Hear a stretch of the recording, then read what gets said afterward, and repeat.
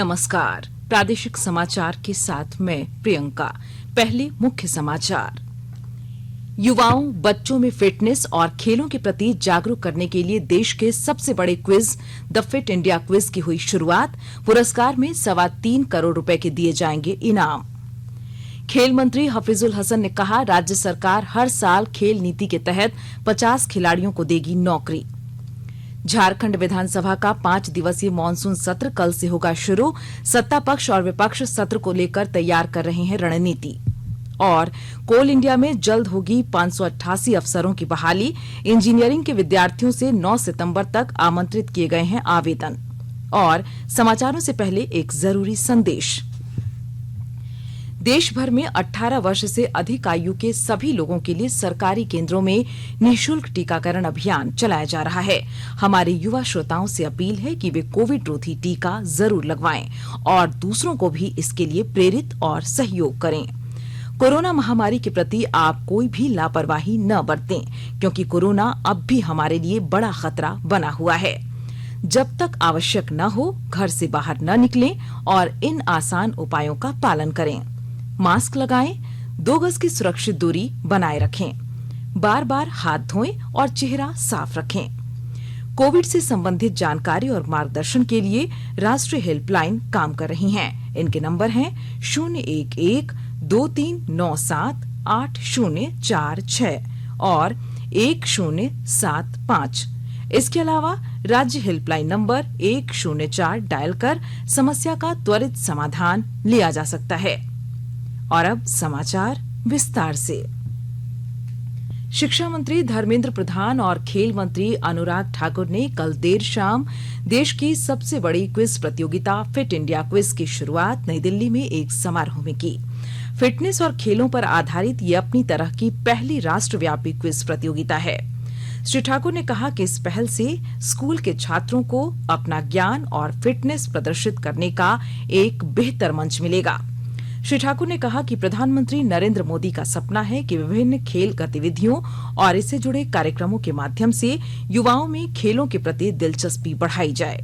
उन्होंने कहा कि इसका उद्देश्य छात्रों को शारीरिक और मानसिक रूप से फिट बनाए रखना है। श्री ठाकुर ने कहा कि फिट इंडिया क्विज के लिए पंजीकरण की प्रक्रिया कल से शुरू हो गई है, जो 30 सितंबर तक जारी रहेगी। उन्होंने कहा कि कोई भी विद्यालय इसके लिए खुद को पंजीकृत करा सकता है। खेल मंत्री ने कहा कि इस क्विज प्रतियोगिता की इनामी राशि 3 करोड़ 25 लाख रुपए है। शिक्षा मंत्री धर्मेंद्र प्रधान ने कहा कि देश भर के 10 लाख से ज्यादा विद्यालयों के इस क्विज प्रतियोगिता में भाग लेने की उम्मीद है। आजादी का अमृत महोत्सव।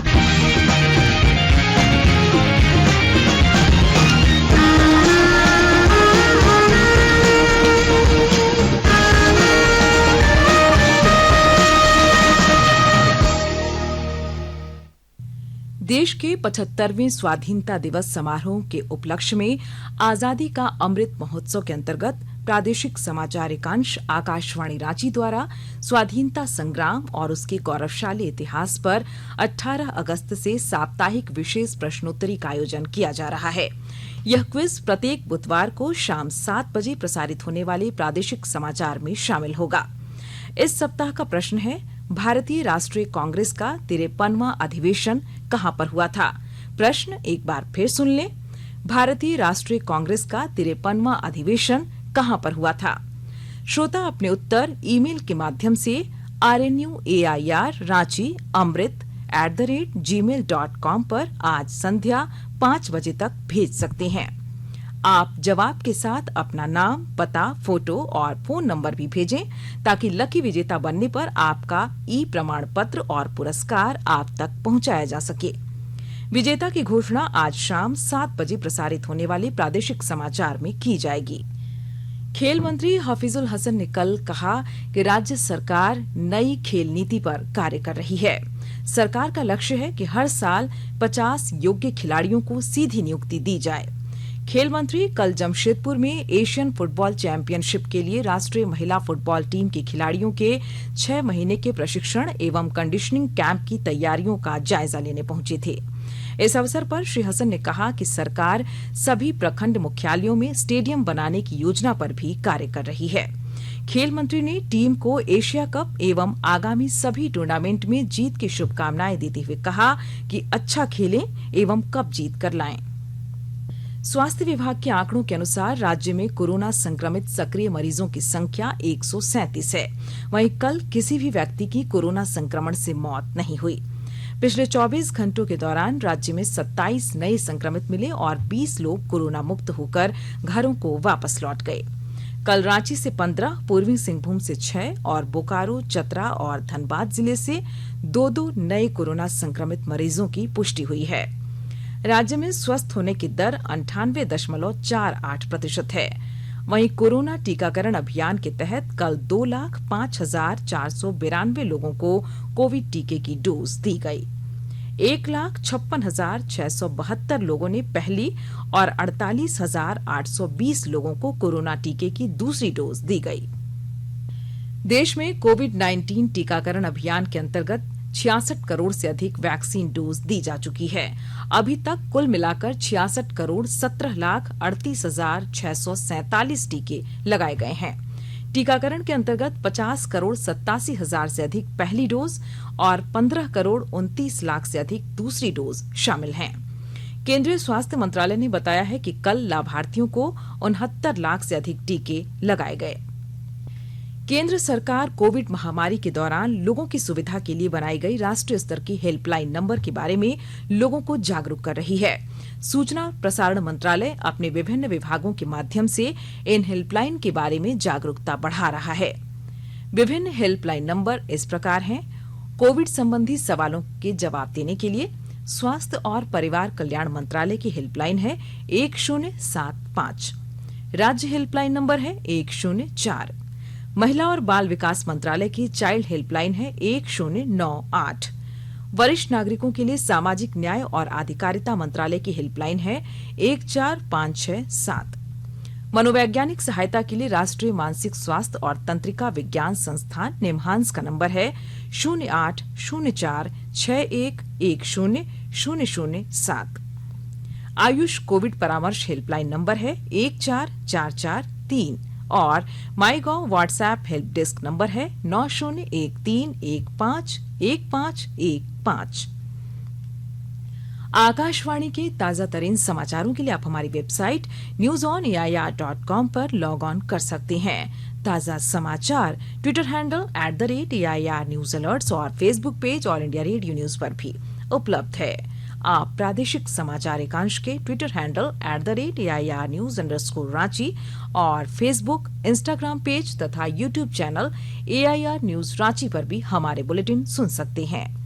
प्रादेशिक समाचार आप आकाशवाणी रांची से सुन रहे हैं और अब पेश है कोरोना से बचाव के कुछ संदेश।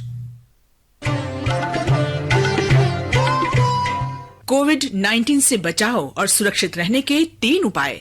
मास्क लगाएं, 2 गज दूरी है जरूरी, सुरक्षित दूरी रखें, हाथ और मुंह साफ रखें।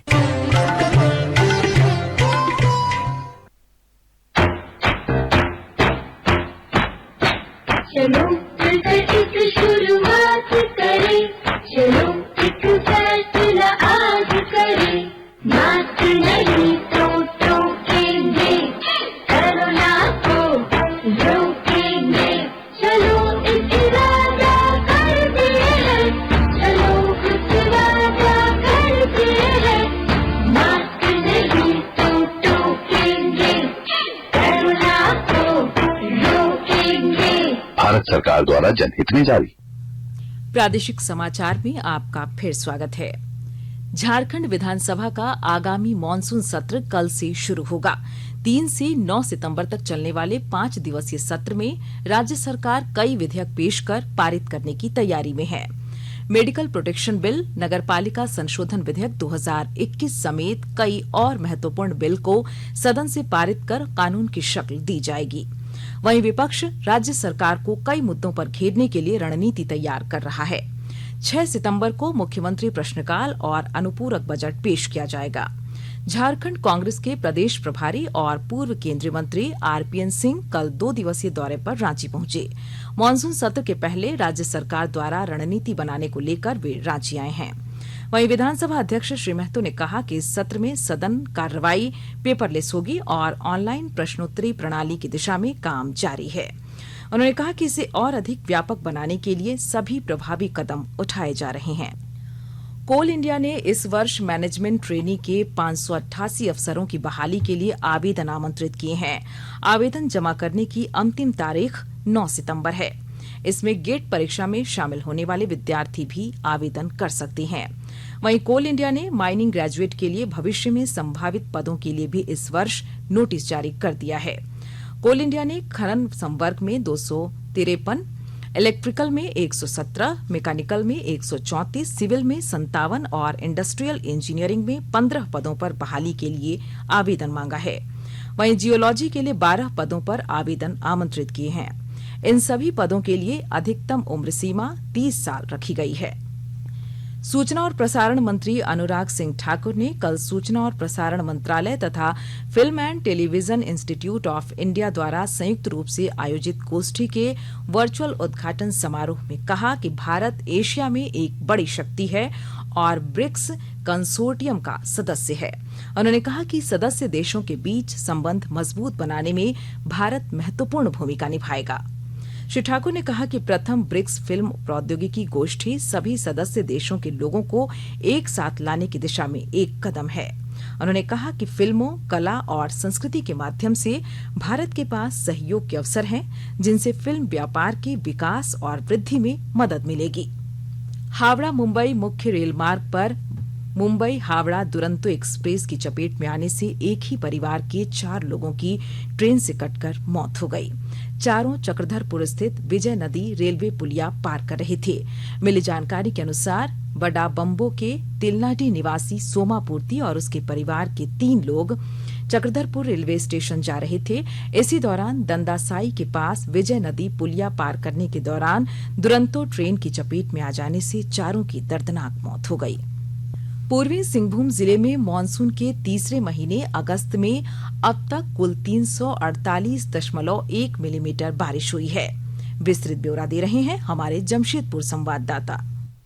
पूर्वी सिंहभूम जिले में मानसून के तीसरे महीने अगस्त में अब तक कुल 348.1 मिलीमीटर बारिश हुई है। यह सामान्य 315.7 मिलीमीटर से 32.4 मिलीमीटर अधिक है। जिले में मानसून में औसत से अधिक बारिश होने की वजह से जमशेदपुर शहर के सभी डैम भर चुके हैं। चांडिल डैम का जल स्तर अधिक होने के कारण कई बार फाटक खोलने पड़े। सीतारामपुर डैम भी लबालब भरा है। वहीं डिमना लेक भी 100% भर चुकी है, जबकि बारिश का महीना सितंबर अभी बाकी है। ऐसे में जमशेदपुर शहर वासियों को इस बार भी पानी की कमी नहीं होगी। राजेश कुमार लालदास, आकाशवाणी समाचार, जमशेदपुर। और आइए अब सुनते हैं अखबारों की सुर्खियां। राज्य से प्रकाशित होने वाले लगभग सभी अखबारों ने थानेदार रूपा तिर्की की मौत के मामले को झारखंड हाईकोर्ट द्वारा सीबीआई को सौंपने के निर्देश को प्रमुखता से प्रकाशित किया है। प्रभात खबर ने पहले पन्ने पर लिखा है, द फिट इंडिया क्विज शुरू, 3.25 करोड़ रुपए के इनाम। हिंदुस्तान ने लिखा है, घरेलू रसोई गैस सिलेंडर 25 रुपए महंगा। दैनिक भास्कर ने लिखा है, झारखंड में पहली बार महाधिवक्ता और अपर महाधिवक्ता पर चलेगा आपराधिक अवमानना का केस। दैनिक जागरण ने 19 सितंबर को 7वीं जेपीएससी की प्रारंभिक परीक्षा की खबर को पहले पन्ने पर जगह दी है। अंग्रेजी दैनिक द टाइम्स ऑफ इंडिया ने तालिबान की नजर कश्मीर पर खबर को पहली सुर्खी बनाई है और हिंदुस्तान टाइम्स ने भारत में इस महीने हुआ सर्वाधिक जीएसटी कलेक्शन की खबर को पहली हेडलाइन बनाई है। और अब अंत में मुख्य समाचार एक बार फिर। युवाओं, बच्चों में फिटनेस और खेलों के प्रति जागरूक करने के लिए देश के सबसे बड़े quiz the fit India quiz की हुई शुरुआत। पुरस्कार में 3.25 करोड़ रुपए के दिए जाएंगे इनाम। खेल मंत्री हफीजुल हसन ने कहा, राज्य सरकार हर साल खेल नीति के तहत 50 खिलाड़ियों को देगी नौकरी। झारखंड विधानसभा का 5 दिवसीय मानसून सत्र कल से होगा शुरू। सत्ता पक्ष और विपक्ष सत्र को लेकर तैयार कर रहे हैं रणनीति। और कोल इंडिया में जल्द होगी 588 अफसरों की बहाली। इंजीनियरिंग के विद्यार्थियों से 9 सितंबर तक आमंत्रित किए गए हैं आवेदन। इसके साथ ही आकाशवाणी रांची से प्रादेशिक समाचार का ये बुलेटिन समाप्त हुआ। नमस्कार। घर में रहिए, सुरक्षित रहिए और सुनते रहिए आकाशवाणी।